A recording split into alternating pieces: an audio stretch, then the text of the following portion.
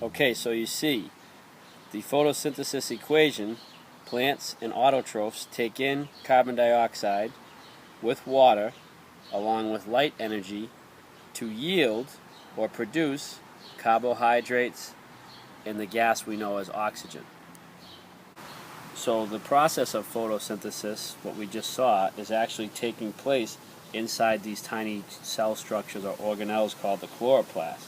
And these chloroplasts, this is a picture from a microscope, and this is a drawing of a chloroplast, are in the plants that we see every day.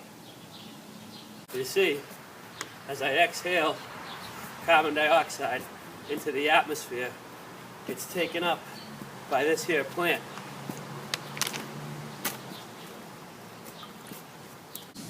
Where is the CO2 coming from in my body?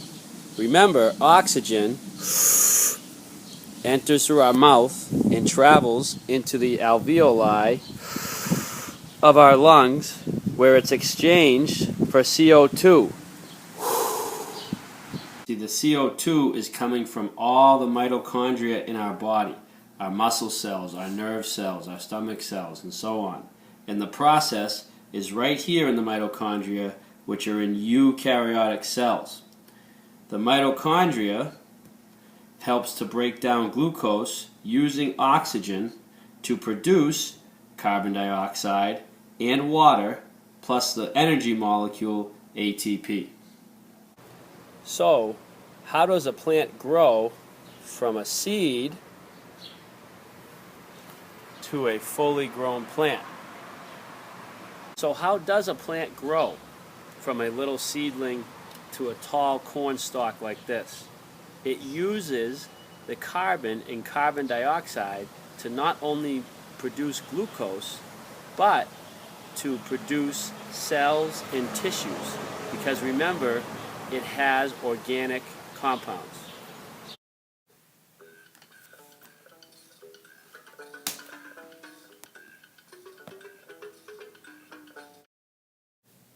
This meaning of organic means how the plant was grown without chemicals or pesticides. You know, things that kill pesky insects. But remember that me and you and every living thing contains carbon. So we're all considered organic. So I gotta keep telling these kids all the time that photosynthesis can even happen in the dark.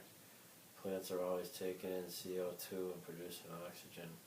And we need oxygen to breathe, and we keep producing CO2.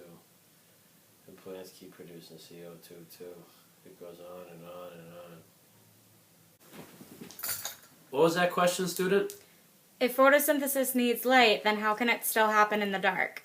Well, there's a different pathway that the plant switches onto to produce glucose at night because it's been cranking out oxygen all day.